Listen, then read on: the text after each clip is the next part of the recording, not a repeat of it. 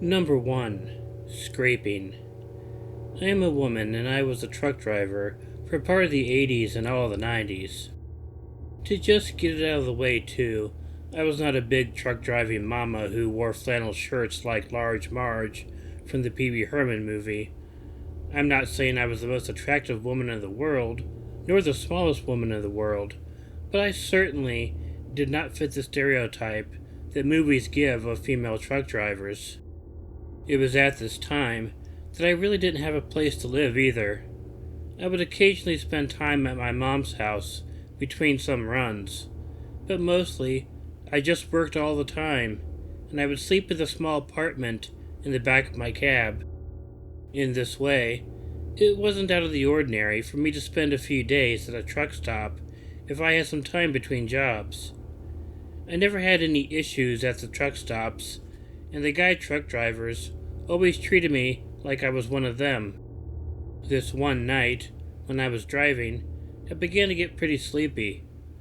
I was making good time, so I decided to pull over at the next rest area to get some sleep. I didn't like doing this as much as at the truck stops, but I also didn't drive when I was feeling like I could fall asleep, and I was more likely to hit a rest area than a truck stop. I parked my truck and then got out to use the restroom before going to bed. There were only a few other cars in the parking lot, but there was no one in the restroom. I figured that maybe it was other travelers in their cars sleeping. If I did it, it wasn't surprising that other people did it in their cars. After going to the bathroom, there were still no other people in the lobby of the building, and no one outside. So I got myself a drink from the vending machine and made my way back to my truck. I climbed into the back and got comfortable, and it didn't take long for me to go to sleep after I'd done that. I awoke to hearing some odd scraping sound coming from outside the truck. It wasn't loud, but the sound was very irritating. I tried my best to ignore it and simply go back to sleep, but I kept hearing it, and it was pretty annoying each time. I was about to get up and get my bag and put in some earplugs, something that had not seemed necessary when I originally laid down, but before I got up, the sound stopped and didn't start back up, so feeling fortunate, I was able to get back to sleep. But I don't know how much later, I was woken up by the noise again. It was really aggravating, and I couldn't even tell what it was. It was just coming from outside, and reminded me of the sound that you would hear when someone would rake their fingers on a chalkboard. This time, truly irritated, I grabbed my purse, and I grabbed some earplugs out of it and put them in my ears. They successfully blocked out the noise, and I was able to go back to sleep with no problem. I again didn't know how long that I had slept after falling asleep that time. I normally had my watch right beside me so I could check it out, but that night I hadn't been paying much attention to that. I woke again, and it was still dark outside. I didn't know what woke me up that time because I wasn't able to hear any noises. But since I knew I was a deep sleeper and don't tend to just wake up during the night, something had to have woken me up, just like the noises had before. I felt something touch my thigh and I jumped. Although it was very dark in there was some light from the lamps in the rest area shining in. The curtain that was separating the apartment from the front of the cab was always closed when I slept, and this time it was a little open. After I jumped back from the touch on my thigh, I watched a hand withdraw from the apartment back to the other side of the curtain. I can't even express the terror that I felt. The first thing that I did was take the earplugs out of my ears as quickly as I could. I could hear that someone was in the cab of my truck, and I heard them moving around and eventually moving out of the truck. Moving to the curtain, I pulled it back to see what was out there. The driver's side door to the cab was open. It wasn't a shock to me. I often didn't lock it, and I probably hadn't locked it that night. I pulled myself into the driver's side seat and then jumped out of the cab. This was probably not the smartest idea, but I really wanted to know who had broken into my truck. But whoever it was had either ran off or had found a place to hide that I couldn't see them. I checked all around my truck, half expecting someone to jump out at me at every turn. Finally, while looking under the trailer, I saw the feet and legs of someone standing on the other side of the trailer. While I was looking, the person leaned over, and we met eye to eye for what seemed like a very long moment, but was probably just a second. I ran and jumped back into my truck. I closed and locked the doors. I then started the truck because my impulse was to get away. If someone who had broken into my truck got ran over along the way, it wouldn't have bothered me at all. I didn't feel myself running over anything as I left. I decided to just ride to the next rest area. I kept an eye out for vehicles following me, but I didn't see any. I eventually came to the next rest area and was able to get some sleep. In the morning, I noticed a bunch of scratches on the side of my cab. It was as if someone had a handheld garden rake and was scratching it. That must have been what the scraping noise was, but it also made it confusing as to what the motive of the intruder was. Why did they retreat when I woke up? I don't know what had happened that night. I mean, maybe it was someone just trying to scare someone for a cheap thrill. I don't know, and that makes it even scarier.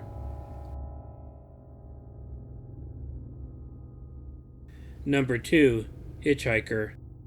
I've seen a lot of really weird stuff in the 30 years that I was driving a truck across the country, back and forth. I sometimes consider myself fortunate to be retired, although I do miss some of the more interesting aspects. But there are clearly some experiences that I had that I could have done without. One thing that I was prone to doing was picking up hitchhikers on my trips. I was a big enough guy and could take care of myself, so I never worried about being in any danger. And although I definitely picked up some oddballs during my day, almost all of them were nothing to worry about.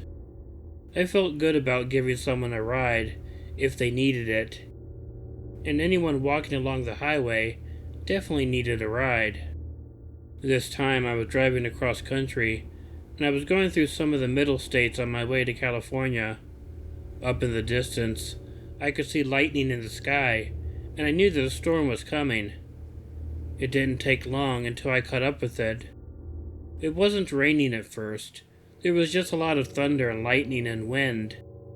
I tell you, I can remember to this day when I was driving, and the wind was blowing so hard, and I felt the trailer rocking in the wind. There wasn't any danger from the wind that night, and I'm just reminiscing about driving. I noticed someone walking up ahead of me on the side of the road. They weren't hitchhiking, but I still thought that I would stop and offer them a ride. Storms were pretty bad in this part of the country, so I had no doubt they didn't want to be walking out in it. I pulled up alongside and offered a ride. It turned out to be a young woman, and a strange-looking woman. She seemed like she was going to decline the ride, though, before finally deciding to climb up into the cab. I am the type of person who doesn't ever feel uncomfortable in the presence of another person. I can talk to anyone, whether they want to talk or not. This was the case with this girl, who didn't really say anything at first. She didn't even give me her name when I asked for it. But that had no real effect on me. I was able to talk enough about myself and what I was doing for the both of us. I guess I always figured that if I was talking and filling in the void, it was okay. Now, even though she didn't talk, her appearance and mannerisms did a lot of talking for her. She was very plain looking and small. She was wearing jeans and a t-shirt and a light jacket, and carrying a green backpack with her. Her shyness or nervousness led me to believe that she was probably the sort of girl who wandered through life without offending anyone, or even making an impression. After a while, still without having said anything, she began to open up her backpack. I stopped talking for just a moment while she did that, and she stopped and gave me a weird look as I did. I just looked away from her and went back to what I was talking about, trying to look at her from the corner of my eye. I really didn't feel creepy for doing so. I mean, she was in my truck. I had every right to be curious about what she was fumbling for. She grabbed something out of the bag and then lunged at me with it. Even if I hadn't been watching her out of the corner of my eye, it was done so sloppily that I would have been able to avoid it. Still, I was shocked, as the knife was buried into the seat, right beside me, as I moved out of the way. From that point on, it became very tricky and harrowing. Here I was driving this huge truck at high speed on a road in the middle of the night, with a girl trying to stab me with a knife. Normally, I would have taken care of the girl easily, but I had to safely stop the truck before I could do that. And while I was thinking about doing that, she was able to get the knife out of the seat and stab at me again, this time grazing me. I couldn't just stop the truck fast like you could a car, because that would be extremely dangerous. So I had to fend her off while stopping the truck slowly and safely, which was not easy. But fortunately, I was able to do it without that little lunatic injuring or killing me. Me stopping didn't result in her stopping trying to hurt me, though. I still had this crazy little lunatic stabbing at me, and when anyone was stabbing at you, you had to be very careful in trying to fight them off, or you could get seriously injured. So I did my best to catch her wrists without being cut when I did it. After a little bit of a struggle, I was able to grab the wrist with the knife. With my other hand, I opened the driver's side door, prepared to pull her out and to throw her on the side of the road. But she wasn't stupid, and she dropped the knife out of the hand that I was holding. She picked it up with the other hand and almost got me with it before I was able to grab both of her wrists. There was no one else on the road, so I dragged her across the road, kicking and screaming at me. Her screams were the first words she said. I threw her into a ditch and hustled back to my truck before she could recover. Then, all I had to do was take her bag and throw it across the road as she was getting up, before I drove off and left her there. I guess the moral is that you shouldn't pick up hitchhikers. But for me, I didn't stop doing that. Some people really needed help, and I wasn't going to let one bad experience ruin it for all of them. Oh, and for me, since I liked helping them.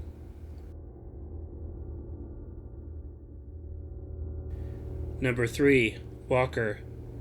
I had just gotten off an 8-day trip back in the late 80s. I lived out in the rural area outside of the town that I was employed in. So even once I got back into town, I still had to drive out into the country before I could finally rest for the night. I don't remember what time it was, but I knew that it was pretty late, and everyone might be asleep before I got home. That didn't bother me, and it wasn't unusual. I had been driving a truck for 15 years by that time, and getting home while everyone was sleeping was normal for me. Of course, on the way home, I was only driving the cab, no trailer. I always drove it home after a job, and it did take up a lot of the road that I was driving on once I got out into the country. But there was unlikely to be anyone out on that road that late at night anyway. As I was walking, I noticed that there was a young man walking on the side of the road. I didn't think anything about it. There were a lot of houses out there, and even though I had lived there for a very long time, I didn't know everyone. I could tell that I absolutely didn't know this guy. He was dressed in dark clothing, and if it hadn't been for the lights of the truck, I wouldn't have even noticed him walking. I just drove past him. He was walking in the opposite way that I was driving, where I might have offered him a ride home.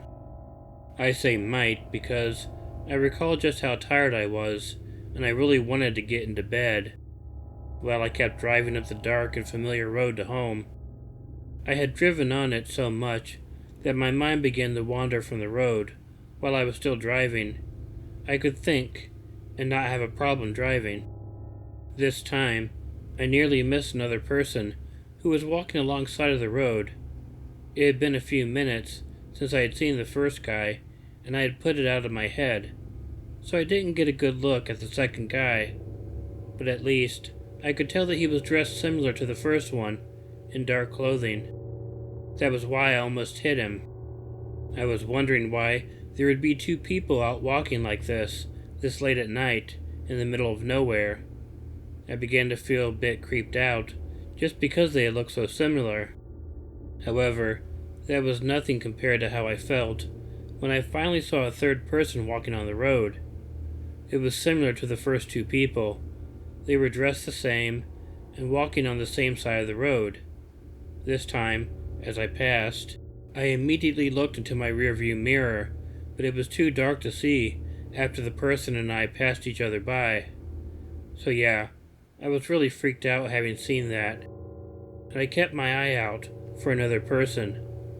I was fully expecting to see a fourth person, like I was caught in some sort of loop or something, but as I was getting much closer to home, I didn't see anyone else. By the time I turned into the driveway of my home, I noticed that something even further was wrong. An ambulance was at my house, along with two police cars. These vehicles would have come from the opposite way that I had come from, however. I wouldn't have seen them on the road. I pulled my rig off of the driveway and into the yard, so I wouldn't block them. I then rushed up to there to see what was going on. I immediately thought something bad had happened to a family member, so I ran to the ambulance. However, I didn't see any of my family there.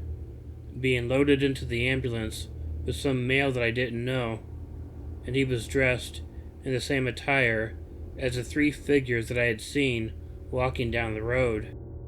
We didn't know who he was at first, but apparently he had been shot by someone and was looking for help when he came upon our house. He woke my family up, who called for help, and apparently the help arrived before he died, but he died shortly before I arrived in the ambulance. The guy who shot him was caught and arrested and went to prison.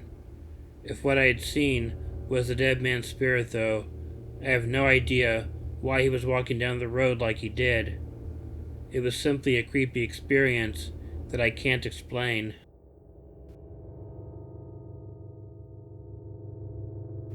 Hey y'all, Killer Orange Cat here. First, I'd like to thank all my paid Patreon subscribers, starting with my two VIPs, Chiamerah Cat and Pixie Hopper 8. I'd also like to thank Heidi H, Chronic J, Stinky News, EricaOdd, Tracy Sellars, Kelli Clark, and Broken Angel. This is a new topic for me. I've never done truck driver stories before, but I found a few stories from truck drivers which really didn't fit into the country oeuvre that I usually do, so I decided to go ahead and do a different theme, and I hope that you enjoyed it. I've also been getting a lot of submissions that are blind carbon copied with other narrators. As I mentioned before, I don't like to record stories that other narrators have already done or are going to do. But I was thinking, I haven't done a live stream in a long time, and since I got a lot of these stories, perhaps I'll read them on a live stream. What do you think about that? They might be stories you've heard elsewhere, but it wouldn't be in a recorded video, I'd just be reading them live. Let me know what you think. And if you like this video, please let me know by hitting the like button. If you're not already subscribed to Killer Orange Cat, please hit the subscribe button and the bell to be notified of new videos. Leave me a comment, which I'll do my best to get back to, and share the video with someone you think might enjoy it. If you have an original story you want narrated on Killer Orange Cat, please send it to the address included in the description. And now I'd like to mention all my free Patreon members: Anthony Bowers, Remi, Venikins, Rose Metro, Woofer McWooferson, Cindy Cleveland, Vanapira Rayne, William H., Alien Unicorn 13, Kathryn Lynch, The Bama Guy 334, Michael Vasquez, Bonnie Lind, Collet Bond, Krista Pike, Prince UVA, HF Creations, Bonnie Gibbs, Linda Moore, DJ Lira, Evil Black Cat, Lori Hicks, Lisa Herman, Krystal Robin, and my two newest members, Hillbilly 13 and RhettSchall. But most importantly, don't forget to make sure to check in your closet and check under your bed, because you never know where Killer Orange Cat might be hiding. Good night.